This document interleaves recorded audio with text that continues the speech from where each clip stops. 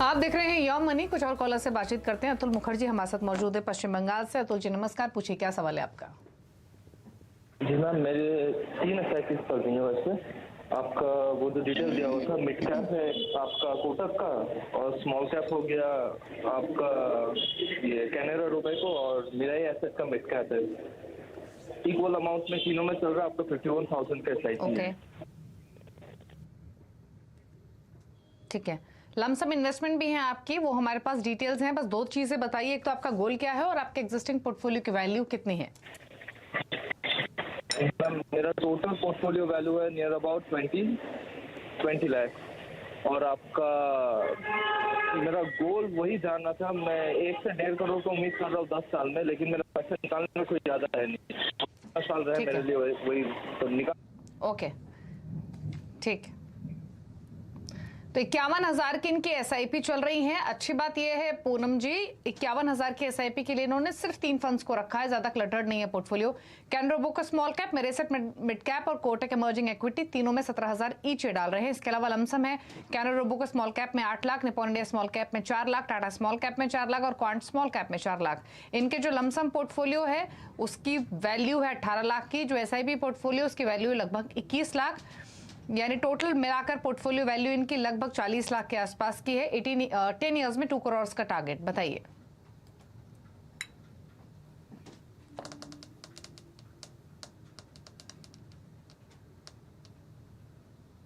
पूनम जी, आपको ऑडियो मिल रही है?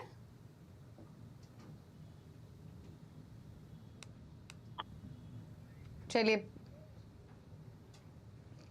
पूनम जी, अगर आप सुन पा रही हैं तो बताइए अतुल के पोर्टफोलियो पर आपके सजेशंस क्या हैं।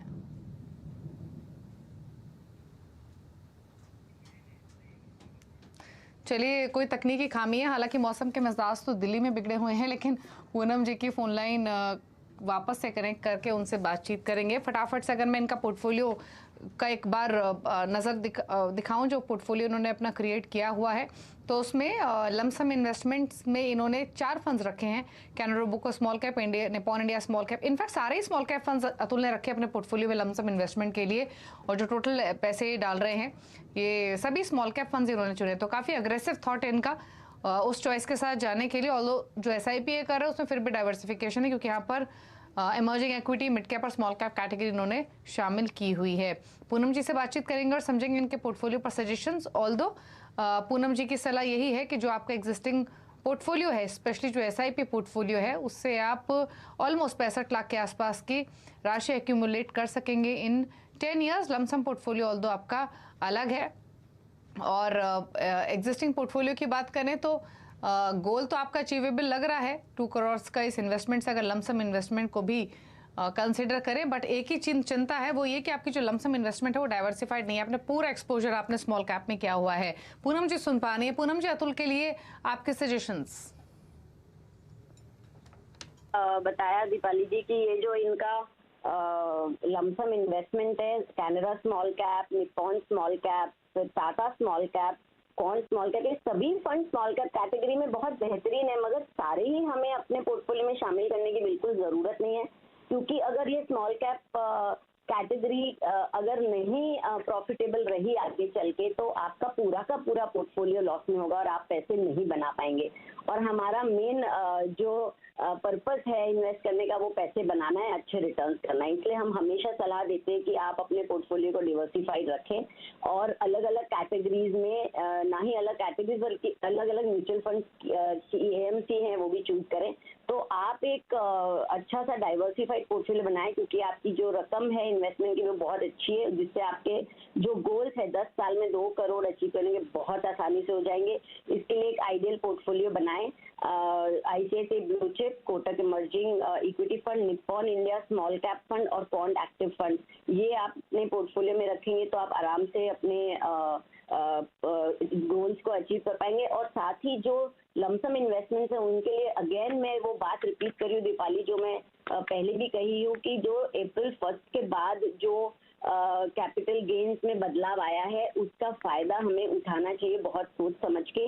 तो जो इनके स्मॉल कैप में इन्वेस्टमेंट्स हैं उसे वो हर साल एक साथ ना निकले, उसमें से प्रॉफिट बुक हर साल एक जो हम प्रॉफिट हार्वेस्टिंग कहते हैं, क्योंकि 1 लाख तक के प्रॉफिट पे लॉन्ग टर्म कैपिटल गेन मिल होता है। हमें कोई तरीके का कैपिटल गेन नहीं भरना पड़ता है, क्योंकि अगर हम टैक्स बचाने की भी पद्धति साथ में रखेंगे तो हमारे रिटर्न्स की जो मात्रा है वो बढ़ जाएगी, वरना टैक्स भरने में आपके काफी पैसे चले जाएंगे। इसलिए हर साल प्रॉफिट हार्वेस्टिंग करें और धीरे धीरे इन फंड्स को हटा के आप दूसरे कैटेगरीज में शामिल करें, और 10 साल का जो होराइजन है उसको रिव्यू करते हुए 7वें या 8वें साल में आपको कॉल लेना चाहिए कि आप अपने एग्रेसिव फंड्स में से निकल के थोड़े पैसिव फंड्स की तरफ जाएं, ताकि आपकी प्रॉफिट बरकरार रहे।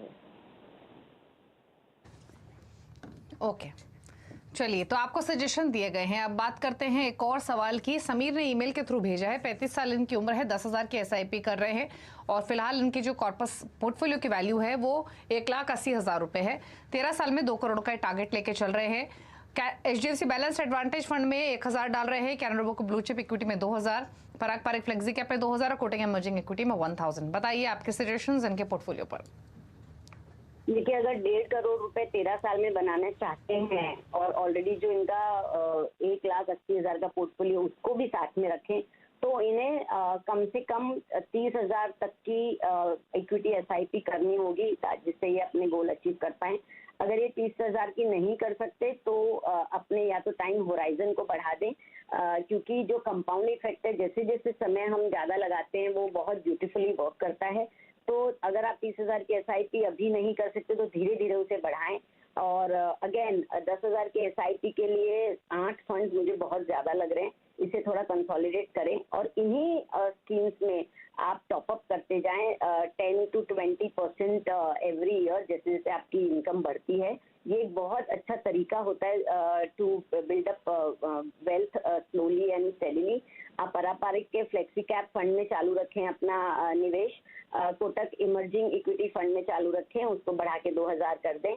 SBI स्मॉल कैप में आप कंटिन्यू करें, 500 रुपए जो आप ऑलरेडी कर रहे हैं उसको भी बढ़ा के बाकी फंड से जितना ही इक्वल कर लें, 2,000 रुपए कर दें। कैनरा बैंक को ब्लू चिप में आप जारी रखें, जो 2,000 की उसे ही चालू रखें, और कॉन्ट एक्टिव फंड एक ऐड कर सकते हैं to get a better diversification. और बाकी सभी में आप अपनी SIPs बंद कर दें, पर अभी अगर आप उनमें से रिडम्पशन करेंगे तो आपको एग्जिट लोड और साथ ही आपको टैक्स भी शॉर्ट टर्म कैपिटल का भरना होगा, तो आप उसमें से धीरे धीरे निकलें। अभी फिलहाल के लिए सिर्फ बंद करके छोड़ दें उनको और ये नई स्कीम्स को आप शुरू कर दें, and keep monitoring your portfolio. Okay, चलिए, तो ये रहे सजेशंस आपके पोर्टफोलियो पर। चलिए फटाफट से पूनम जी के टॉप 4 फंड से पूछ लेते हैं। बताइए पूनम जी, क्या चॉइसेस हैं आपकी? Deepali, like I always say कि फंड तो सभी अच्छे हैं, और जो मैं टॉप फंड बताने जा रही हूँ वो एक जनरल स्कीम्स हैं, मगर अगर आपका टाइम होराइजन कम है या अगर आप रिस्क एवर्स हैं तो इस तरीके की बातें हमेशा ध्यान रखें अपने पोर्टफोलियो को चुनने के लिए। But on a general note, for a diversified portfolio for a 15-year horizon, I would say ICICI blue chip fund, quant active fund, Kotak emerging equity fund और निप्पॉन स्मॉल कैप, ये 4 फंड्स आप अगर अपने portfolio में रखेंगे तो आपका wealth 15 साल में बहुत अच्छा बनेगा। ओके, चलिए, शुक्रिया पूनम जी शो में आने के लिए, अपने व्यूज देने के लिए। इसी के साथ योर मनी में इतना ही। नमस्कार।